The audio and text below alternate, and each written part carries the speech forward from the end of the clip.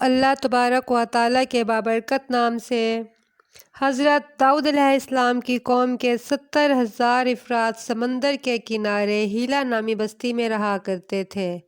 ان لوگوں کو اللہ نے ہزاروں نعمتوں سے نوازا تھا، لیکن جب راحت اور سکون میسر آیا تو یہ اللہ کی عبادت سے غافل ہو گئے اور اللہ کی مخلوقات پر ظلم کرنے لگے۔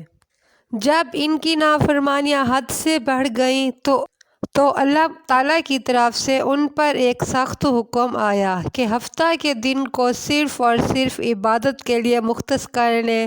اس دن اور کوئی کاروبار نہ کریں۔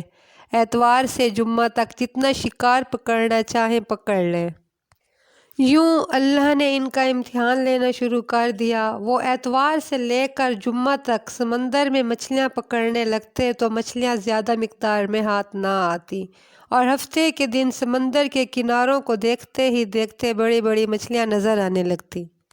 تب ان لوگوں میں سے ایک شخص کو شیطان نے ورغلایا کہ پریشان کیوں ہوتے ہو، میری ترکیب پر عمل کرو تو ہم شکار سے کبھی محروم نہیں رہیں گے۔ بس شیطان کے کہنے پر اس شخص نے ہفتے کے دن کانٹا لگا کر ڈوری کو سمندر میں ڈال دیا کہ مچھلیاں پھنسیں، اور شیطان نے کہا کہ تم اس مچھلی کو اتوار کے دن نکالنا اور یوں ہفتے کی ممانعت بھی برقرار رہے گی اور تمہارا شکار بھی ہو جائے گا۔ شیطان کی بتائی ہوئی ترکیب پر ہفتے کے دن مچھلی کانٹے میں پھنستی رہی اور اتوار کے دن نکالا تو بہت خوش ہوا۔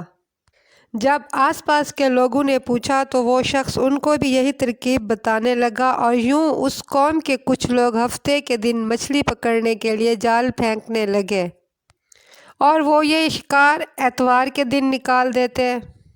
کچھ نے تو سمندر میں چھوٹی چھوٹی نالیاں بنا کر تالاب بنا لیے تاکہ اگلے دن جیسے ہی مچھلیاں یہاں سے گزریں تو اس تالاب میں پھنس جائیں اور ہم اتوار کو ان مچھلیوں کو نکال کر پکا کر کھائیں۔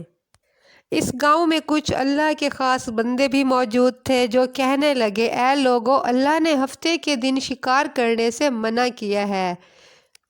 یہ جو تم جال پھینک دیتے ہو یا چھوٹے چھوٹے تالاب بناتے ہو، ان میں ہفتے کے دن اگر مچھلی پھنستی ہے تو یہ شکار ہفتے کے دن کی بجائے اتوار کو نکال لو، تو دراصل یہ ہفتے کے دن کا ہی شکار ہے۔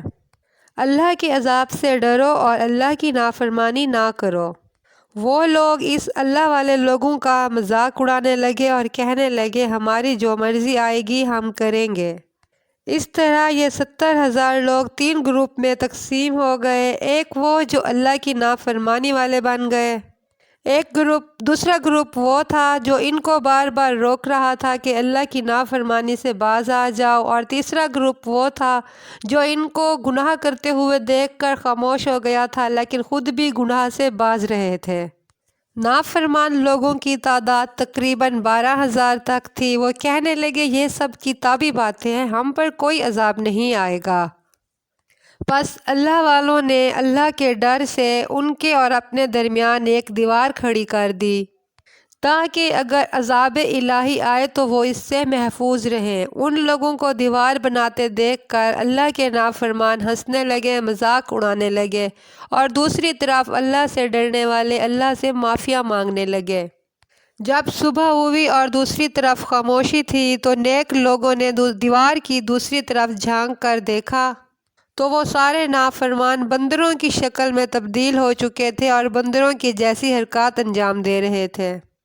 یہ تھا وہ اللہ کا دردناک عذاب۔ جب اللہ کا عذاب آنا ہوتا ہے تو وہ آ کے رہتا ہے۔ 12,000 لوگ جو بندر بن چکے تھے کچھ بھی کھا پی نہیں سکتے تھے، اور وہ 3 دن اسی عذاب میں مبتلا رہنے کے بعد مر گئے۔ اب ایک انتہائی اہم سوال جو کہ اکثر لوگوں کے ذہن میں آتا ہے کہ کیا اس وقت دنیا میں موجود تمام بندر اسی قوم کی نسل سے ہیں جو بندر بن گئے تھے؟ تو اس کا جواب یہ ہے کہ حضرت عبداللہ بن مسعود سے صحیح مسلم میں منقول ہے، بعض لوگوں نے اپنے زمانہ کے بندروں اور خنزیروں کے بارے میں حضور صلی اللہ علیہ وآلہ وسلم سے دریافت کیا کہ کیا یہ وہی مسخ شدہ شکلوں والے یہودی ہیں؟ تب آپ صلی اللہ علیہ وآلہ وسلم نے جواب میں ارشاد فرمایا، اللہ تبارک و تعالیٰ جب کسی قوم پر مسخ شکل کا عذاب دیتے ہیں تو وہ قوم آگے نسل نہیں بڑھاتی بلکہ اسی میں ہلاک ہو جاتے ہیں۔ ہیلا کے اس دل دہلا دینے والے واقعے میں ہر مسلمان کے لیے عبرت اور نصیحت کا سامان ہے۔ اللہ تبارک و تعالیٰ سے دعا ہے کہ ہم سب کو راہ راست پر